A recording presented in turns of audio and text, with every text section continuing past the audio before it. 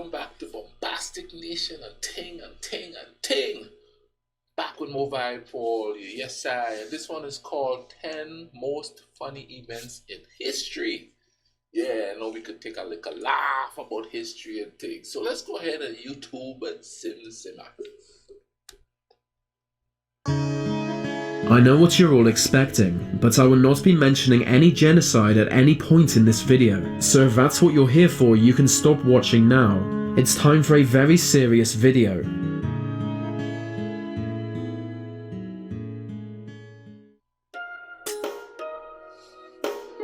In 1895, there were just 2 cars in the state of Ohio, and these 2 cars, who had the entire state to themselves, crashed into each other. It's unbelievable.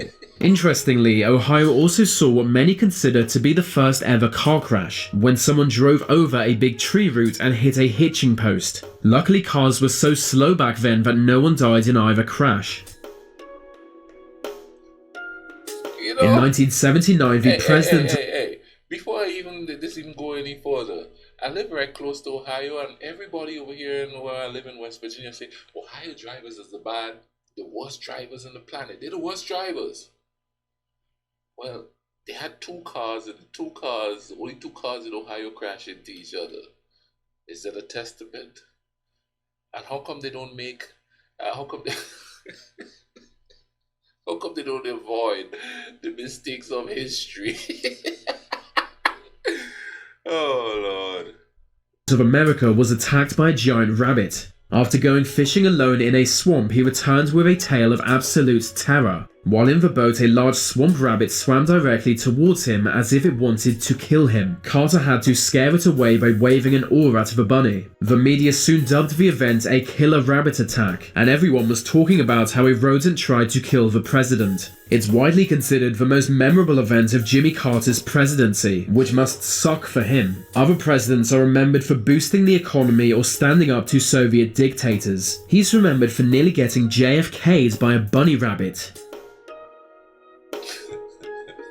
Jimmy Carter was not the first world leader to be attacked by rabbits. Napoleon had the same problem centuries before, but unlike Carter, Napoleon lost his battle against rabbits. After Napoleon defeated Russia, he decided to celebrate with a massive rabbit hunt. Hundreds of rabbits were gathered for Napoleon and his generals to hunt. Some accounts suggest there may have been over 1,000 rabbits. The countless bunnies were caged in a large field, but when they were released, they didn't run away from the hunters as was expected. They ran straight towards the men. Napoleon found himself swarmed by an army of rabbits. They pounced on and bit him until he was forced to run away. The most powerful man in Europe was defeated by rabbits.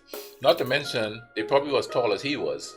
In the 1700s, one man attended his own funeral. He was Timothy Dexter, a man who became wealthy by stroke of pure luck. A ridiculous man, he made a name for himself selling stray cats and whale bones. He insisted on being called a lord despite not being one, and at one point faked his own death for no apparent reason. He secretly attended his own funeral, and later caned his wife for not crying enough. He had 40 statues of famous world leaders built at his home, and of himself, with an inscription proclaiming himself to be the Western world's greatest living philosopher. America once accidentally built a fort inside another country's territory. It was just after the War of 1812. To prepare for any future war with Canada, a new fort was to be built in a lake on the New York-Canadian border. It was a massive fort with over 100 cannons, capable of stopping any British ship. The only problem is they accidentally built it half a mile over the Canadian border. So essentially, to prepare for war with Canada, they built a Canadian fort. It came to be known as Fort Blunder. You know, did the Canadians go, ho, wait a minute here. You know, you do know you're building it on our land, right? They just let them build it and say, okay, we got a fort now. That's crazy. Henry of Champagne had my favourite death of any medieval king. He was the ruler of Jerusalem and therefore one of the world's most important men. But one day he tripped over a dwarf and fell out of a window. The dwarf tried to save him but also fell out of it, landing on the king. Neither survived. It's unclear whether Henry died from the fall or from the dwarf landing on him. The 1904 Olympics men's marathon was amazing. The marathon route was brutal, going through the city of St. Louis and over high hills. Less than half of contestants actually finished the marathon, and many who did were blatant cheaters. One athlete took a type of rat poison called strychnine, hoping it would make him faster, but taking a highly toxic poison didn't enhance his performance. It just made him too sick to finish the race. But his two trainers grabbed him and pushed him across the finish line, which the judges didn't seem to mind as he was awarded gold. But he was not first to cross the finish line. That was Fred Laws, who was disqualified for cheating. 9 miles into the race, he hitched a ride on a passing car. 10 miles later, he got out and ran to the finish line, but before long his cheating was exposed. It was also the first Olympic event to feature 2 black Africans, although one of them was chased off course by a pack of wild dogs. He finished 9th. Another contestant was a Cuban postman who almost missed the marathon, as he had to hitchhike to St. Louis after losing all his money in New Orleans. It was the strangest marathon ever. So this dude thought strychnine was a steroid that's gonna give him how are you?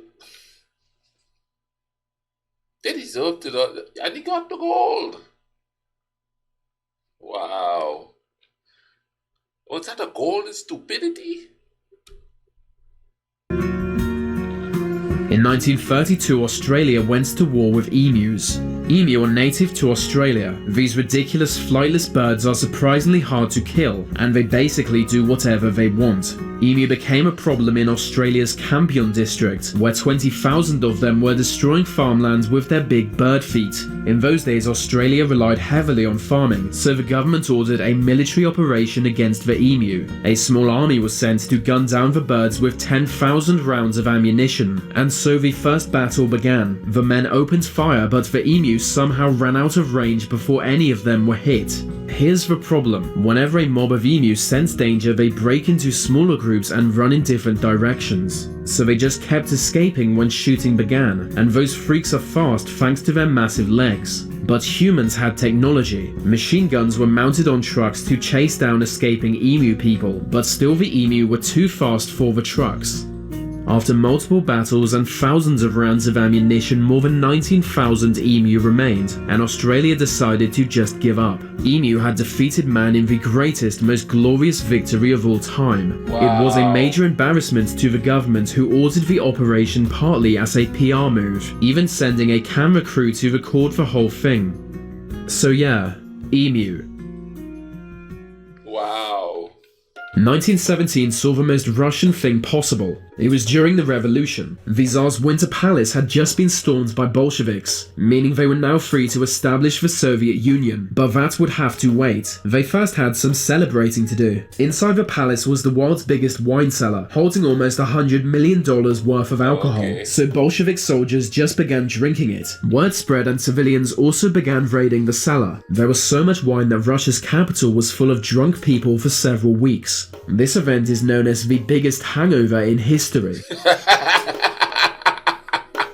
This isn't one single event, but I can't not include it. It's the entire military history of the nation of Liechtenstein. Liechtenstein is a tiny state in between Switzerland and Austria, so small most people don't know it exists. It doesn't have a military, and its last military action was in 1866.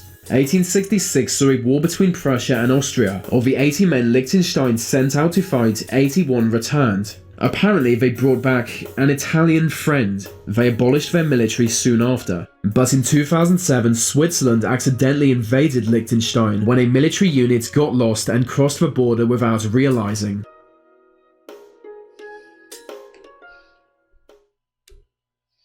Wow, bro, that's some funny stuff there, man. I hope you guys enjoyed it as well as I did. You know, I'm sharing this stuff with you. See, I live alone here. You hear the echo? I live alone here, so I gotta have people to watch this stuff with. Bam, there you are. You know what I mean? I'm gonna leave a link in the description to this video and thing, you know what I mean? Go in there and enjoy the vibe and watch up what they got. But before you do that,